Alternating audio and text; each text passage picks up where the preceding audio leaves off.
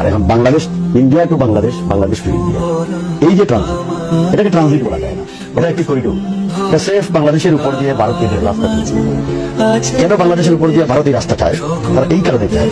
দর্শক, আপনারা নিশ্চয়ই জানেন যে গত কয়েকদিন থেকে মিডিয়াতে সেই নিখোঁজ বিএনপি নেতা ইলিয়াস আলীর বিষয়ে আমাদের যে রোডটা একদম, এই রোডটার সামনে দিয়ে যে বিল্ডিং গুলো আছে, এদের সিকিউরিটি যারা, তাদের বক্তব্য নিয়েছি আমরা বিভিন্ন মাধ্যমে নিয়েছি। আসসালামু আলাইকুম সম্মানিত দর্শক মণ্ডলী, দেশ ও প্রবাস থেকে, কাছে ও দূরে, দেশের দূর দূরান্ত থেকে যারাই ঠিক এই মুহূর্তে আমার এই ভিডিওটি দেখছেন, সকলকে জানাই আন্তরিক শুভেচ্ছা ও অভিনন্দন।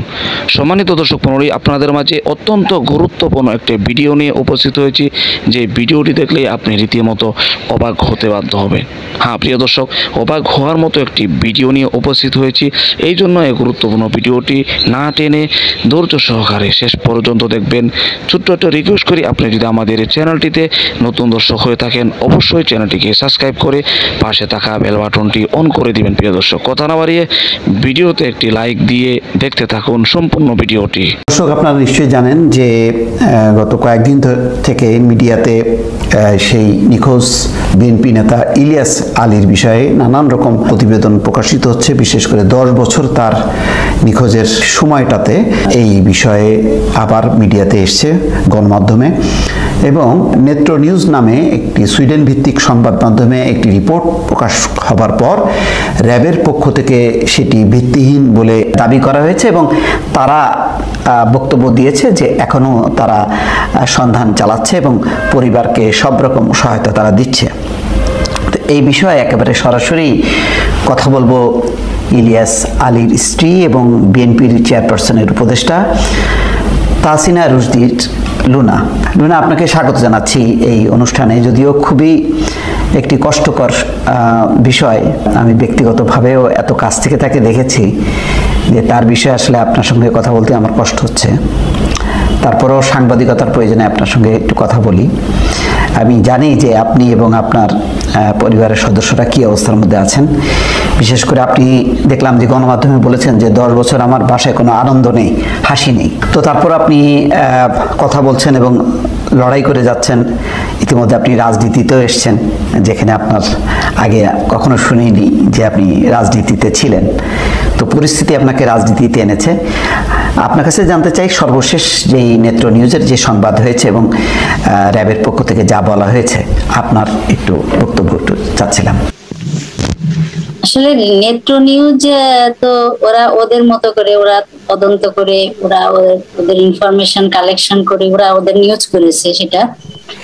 তো আমি স্পেসিফিক কিছু বলতে পারবো না যে আসলে কোন সংস্থা তাকে, আমি যেটা বিশ্বাস করি, এবং আমি শুধু বিশ্বাস করি না, আপনারা যদি 2012 সালে আমরা যদি ফেরত যাই, 2012 সালের 17 এপ্রিল এবং তার পরবর্তীতে যে ঘটনাগুলো এবং বিভিন্ন পত্রপত্রিকা যদি আমরা দেখি আর কি, তখনকার পত্রিকাতে যে নিউজগুলো এসেছিল সেটা হচ্ছে যে ওই রাস্তার পাশে, এখানে একটা স্কুল ছিল, ওখানে একটা মাঠ ছিল, সেই রাস্তার পাশে ডাব বিক্রেতা ছিল একজন। তো ডাব বিক্রেতাকেও বিভিন্ন ধরনের হুমকি ধামকি দেওয়া হয়েছে। তো পার্সোনালি আমাদের সাথে কথা বলেছে যে কাদেরকে দেখেছিল ওরা ওই সময় আর কি, যখন দস্তাদস্তি হয়, তখন যাকে তুলে নিয়ে যাওয়া হচ্ছে সে কে, তখন তো কেউ চিনতে পারে নাই তখন। বাট ঘটনা যখন ঘটেছিল তখন তারা ওখানে ছিল, ডাব বিক্রেতা মানে সম্ভবত শুয়েছিল গভীর রাত, তখন 12টা বাজে। তো উঠে তারা দেখেছিল যে এখানে আইন প্রয়োগকারী সংস্থা মানে কি তাদের তারা অস্ত্রসজ্জিত এবং তাদের পোশাক আশাক এবং কথাবার্তা যতটুকু শুনেছিল তারা এটাই করেছিল। কিন্তু তারা ভয়ে তারা মুখ খুলতে চায় না। তারা বলেছিল, আমাদের একজন রিলেটিভস আলোচনা, তার সঙ্গে কথা বলেছিল যদি কখনো সময় আসে আমরা বলবো আর কি, সেটা বলেছিল।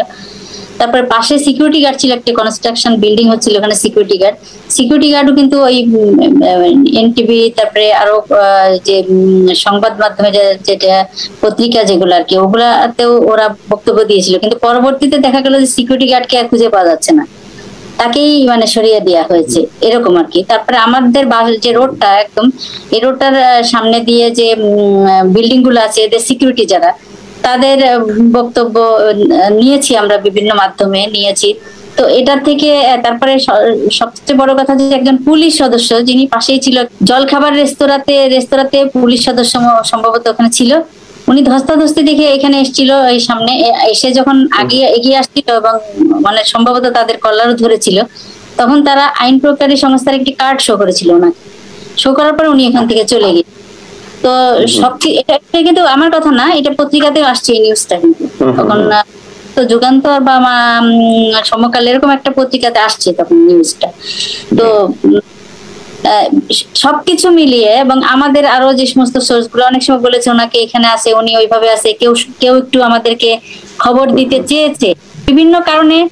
আমরা এবং দেশের মানুষও নিশ্চিত যে এতবার বলার পরেও যখন, এবং আমরা সর্বোচ্চ ব্যক্তি প্রধানমন্ত্রী ওনার সঙ্গে দেখা করে ওনার সহায়তা চেয়েছি, শুধু এই ঘটনাটা কিন্তু বেশি সময় নেয় নাই, 12টার সময় ঘটনা এবং 12:30 1টার থেকে কিন্তু আমরা যোগাযোগ করেছি এবং বিভিন্ন মিডিয়া বা আইন প্রকাশ সংস্থার লোকজন আমার বাসায় আসছে, কিন্তু তাদের কোনো তৎপরতা যে ওনাকে খুঁজে বের করে, একটা মানুষ আধা ঘন্টার ভিতরে নিখোঁজ হয়ে যাবে এরকম একটা মানুষ যাকে সবাই চিনে, যেখানে নিয়ে যাবে সেখানে মানুষে তাকে চিনে, তো তাকে নিয়ে যাবে আর আইন প্রকাশ সংস্থা তাকে খুঁজে বের করতে পারে না, এটা আসলে বিশ্বাসযোগ্য না। আমি আপনাকে একটু এর বাইরে ধরেন এটা নিয়ে তো তদন্ত হচ্ছে বা র্যাবও বলছে, যেহেতু এখনো প্রমাণিত হয়নি সুতরাং একটা ধারণা করে নিচ্ছি আমরা বা আপনারাও বলছেন, কিন্তু আমি এর বাইরে যে মানবিক বিষয়টাই বললাম যে এই 10টা বছর আসলে আপনার কিভাবে কাটলো এবং এখনো পর্যন্ত যেটি বলা হচ্ছে যে চেষ্টা চলছে, সেই চেষ্টাটা কিভাবে চলছে এটা একটু যদি জানাতেন। চেষ্টা তো কোনো অবস্থাতেই চলছে না, কারণ হচ্ছে যে এটা প্রথম যখন আমরা কোর্টে একটা রিট করেছিলাম, থানায় তো মামলা নেয়নি, আমরা একটা জিডি করেছিলাম, কোর্টে রিট করেছিলাম। কোর্টে রিট করার পরে কয়েকদিন হয়তো 6 মাস পর্যন্ত হয়তো তারা বিভিন্ন আইন প্রকাশ সংস্থাকে নোটিশ করেছিল যে তোমরা এটার আপডেট জানাও। তো তারা দায়সারা ভাবে একটা করে রিপোর্ট তারা দিত, আমরা কোনো খুঁজে পাই না, চেষ্টা করছি। তারপরে এটার কার্যকারিতাই নাই, এখন কোর্টের এই মানে রিটের কোনো কার্যকারিতাই নাই, এটা স্টপ হয়ে গেছে। এবং আইন প্রয়োগকারী সংস্থার সঙ্গে এর পরবর্তীতে যারা ওই সময় আমাদের সঙ্গে যোগাযোগ করেছিল, র্যাবের ছিল মুস্তাক, উনি ছিল, ওনাকেও আমি পরবর্তীতে ফোন করেছিলাম, কিন্তু কোনো যোগাযোগ মানে ধরনের কোনো রেসপন্স পাইনি। এবং প্রধানমন্ত্রীর পিএস এর সঙ্গে যোগাযোগ করেছিলাম তখনকার সময়ে, তারপরেও আর কোনো রিপ্লাই আমরা পাইনি। গত 2-3-4 বছরে কি আর কোনো যোগাযোগ আপনি করেননি বা আপনার কাছে? এটা ঘটনার 6 মাস বা 1 বছর পর্যন্ত এরকম মানে সিসিটিভি ফুটেজটা লাগানো ছিল, এটা ওই পর্যন্তই, আর কোনো ধরনের কোনো যোগাযোগ হয়নি তখন থেকেই, 9 বছরই হয় নাই।